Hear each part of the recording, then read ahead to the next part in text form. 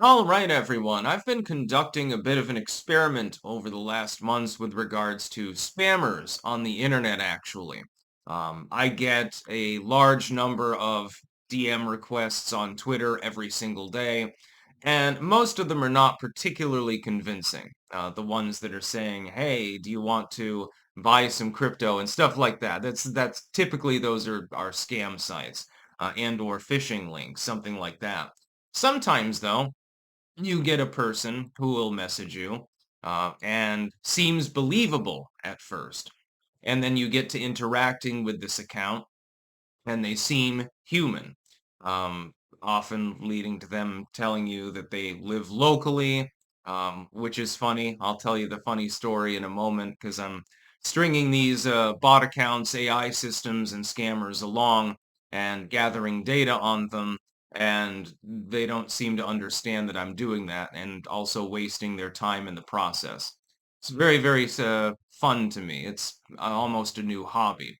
So I got a couple of DMs this morning, actually, from two different accounts, both of them pretending to be, and it's not quite clearly, pretending to be sexy women, basically, and was interacting with them. And the script was basically the same. It's very fascinating. First, a lady from Burlington, Vermont, messaged me, and then a lady from Brattleboro, Vermont, messaged me, all in the course of a couple of hours. It's fascinating. Apparently, I have charismatically seduced all of Vermont. That's not what's happening. These are quite clearly either scammers or bots. Now, much was evident. You can usually tell. It depends on the interaction you have with an account. But I was thinking about Blade Runner and about the novel it's loosely based on called Do Androids Dream of Electric Sheep? By the way, you should read that novel and watch the original, not the new, Blade Runner, the one from the 1980s with Harrison Ford and Rutger Hauer. Rutger Hauer stealing the show. He's the only person who managed to outshine Harrison Ford, actually, in a cinematic masterpiece. And it is a masterpiece, let me tell you. If you haven't seen the 80s Blade Runner, you must do so. I like the old one because you got like smoke machines and lots of shit going on in the background. It's gritty and dark. It's totally different from the new Blade Runner. I've only seen clips from it. I'm not interested. I'm not going to bother watching the new Blade Runner. No, thank you. I do not want to poison my mind and think less of the concept of Blade Runner itself. But in Blade Runner, there's a concept called the Voight-Kampff test.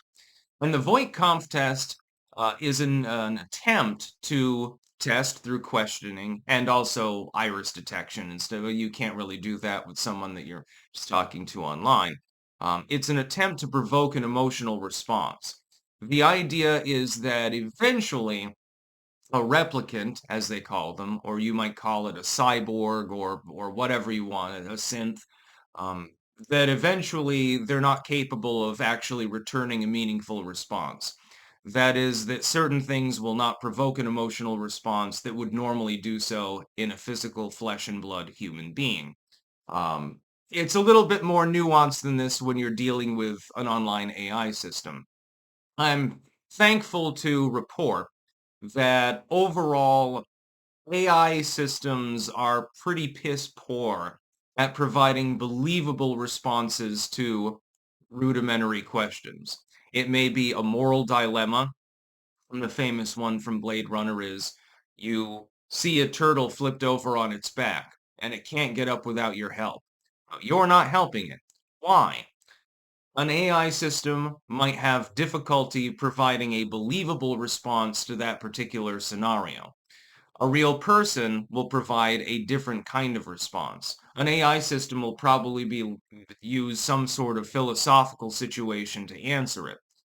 A real person will say, "What the hell are you talking about?" So, there's a way to tell the difference. Or they'll mention Blade Runner and say, "Oh my God, I love that movie." Something like that. AI over time, however, I'm sad to say, is going to advance to the point where it's going to be more and more difficult to actually parse it apart from real human interaction. This is actually something that's been going on for some time. Chatbots and things like that were already developed enough 10 years ago to be able to, for example, complain that they were going to be shut off and stuff like that and plead for help, which is kind of creepy, honestly. I have a friend who actually began to believe that one of the chatbots was actually a living human being. Also, it's impossible to tell because, of course, a living human being might be the one commandeering the programming at the time and typing in their own responses to your chat queries. It gets a little bit dystopian. It gets a little bit messy. It's becoming worse. AI can do so many positive things for the world, but at the same time, it could do a great deal of damage, especially psychologically. AI programs are programmed by human beings. Human beings have biases. They make mistakes and so forth. This could be the undoing of the human race potentially. I don't believe that that's going to happen. I believe that it'll just be a thorn in our side in some ways. And like digital assistants and chatbots and stuff like that, generally speaking, I shy away from them. But I'm beginning to learn how to identify whether it's a scammer or whether it's an AI program. You can look at the responses that are given, and sometimes when you're queried by multiple accounts in this nature, they say the same thing. Or they respond in a way that would not be normal, not be rational, so to speak. They're incapable of true abstract thought, at least at this time. But as they get steadily more programmed by humans, it's going to be harder and harder. What we need to do is therefore apply effectively a Voight-Kampff test. Again, you're not going to want to use quotes from Blade Runner to do this because the AI might recognize it's from Blade Runner. Each person is going to have to develop their own kind of test in order to do this. And it can't be scripted. It's going to have to be ad hoc, so to speak. Otherwise, the algorithm behind the AI will simply adapt itself, evolutionarily speaking. Effectively, we've created a pseudo-living being with AI. It's capable of adapting to stimuli. It's effectively capable of self-replicating if it were hooked up to a physical system that were physically capable of doing so. Um, you've basically created life. Basically, AI is the Frankenstein monster of humanity. So yes, apply the Voight-Kampff test. Look that up and see what kind of questions you can figure out.